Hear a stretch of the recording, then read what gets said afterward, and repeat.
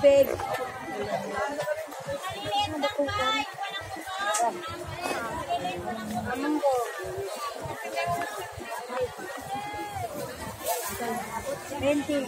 So, bali pagpatuloy po natin ang paglalakad mga kaubayan, medyo naudlot po yung pagkasa natin ng camera.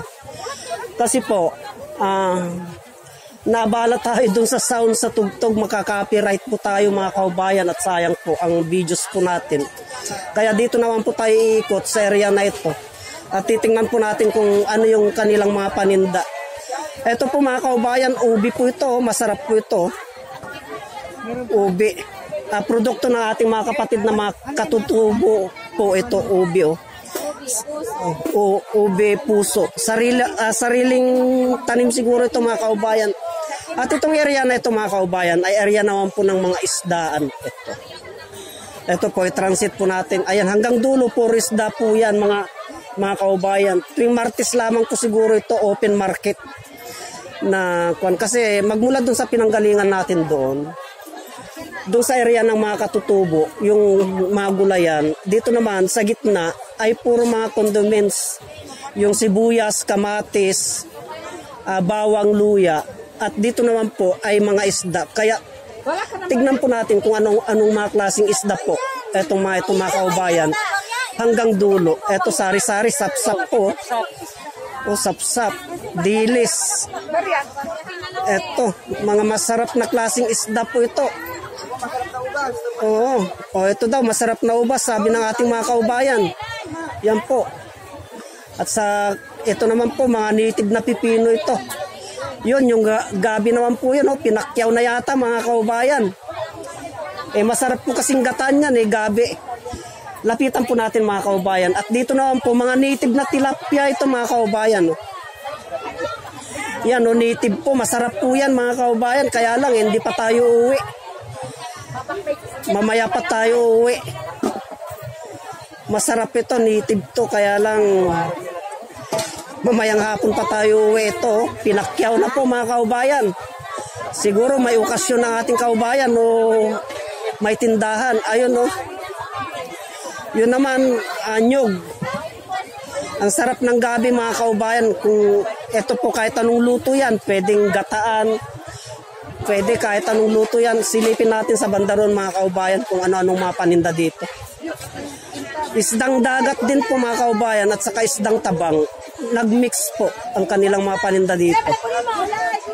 Ayun, may palaka yata doon. Lapitan nga natin mga kaubayan. Palaka nga ito mga kaubayan. Exotic po ito.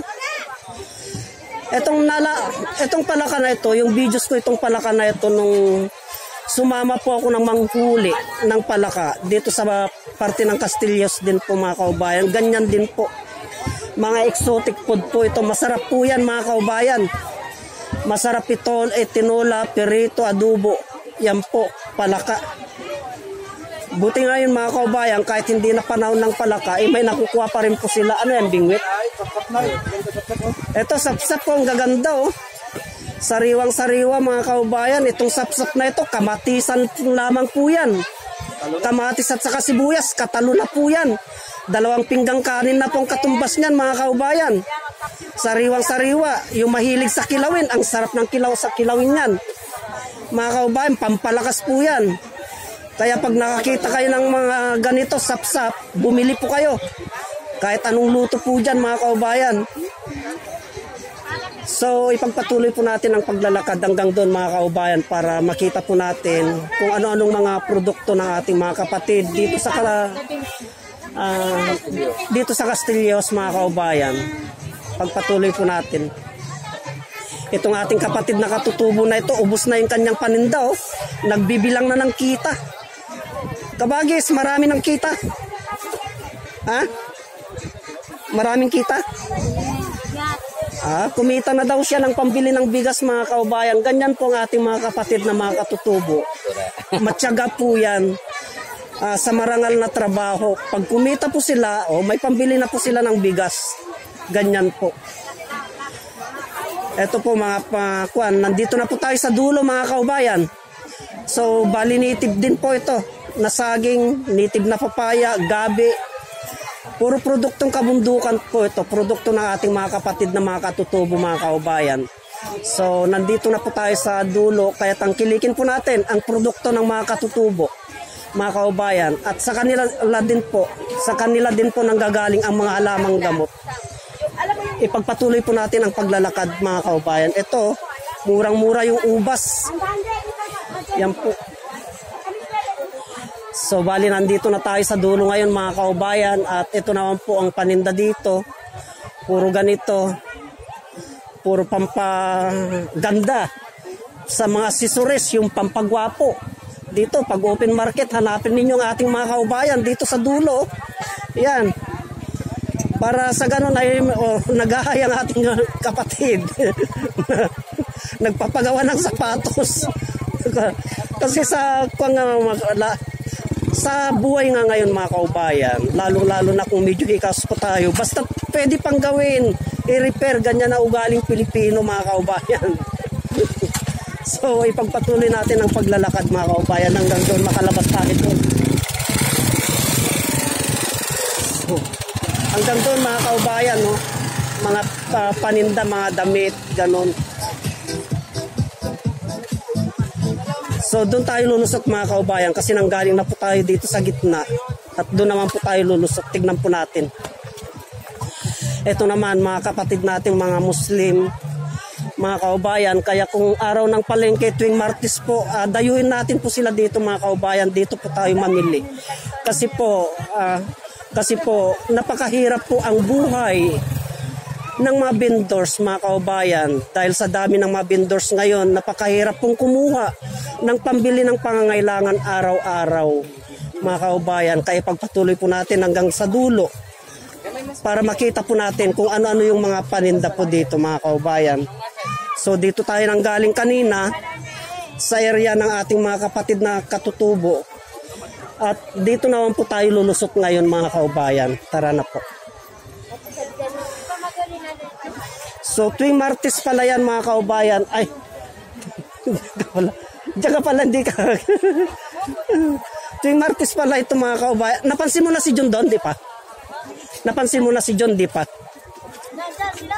Nandyan? Opo.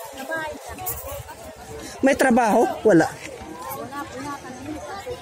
Sayang, papunta ko sa Narciso pagkatapos ko dito.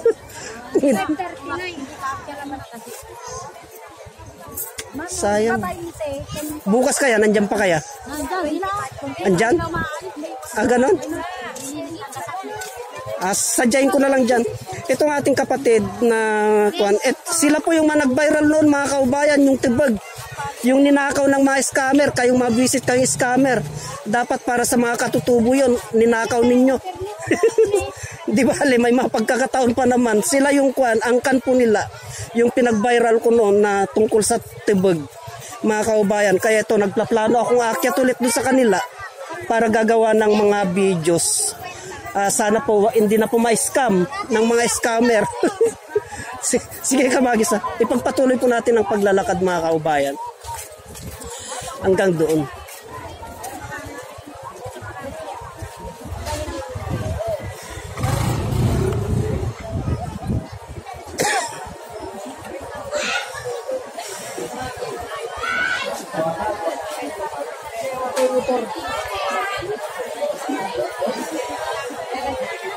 So bali nandito na tayo sa labasan, mga kaubayan. Napagod po tayo doon.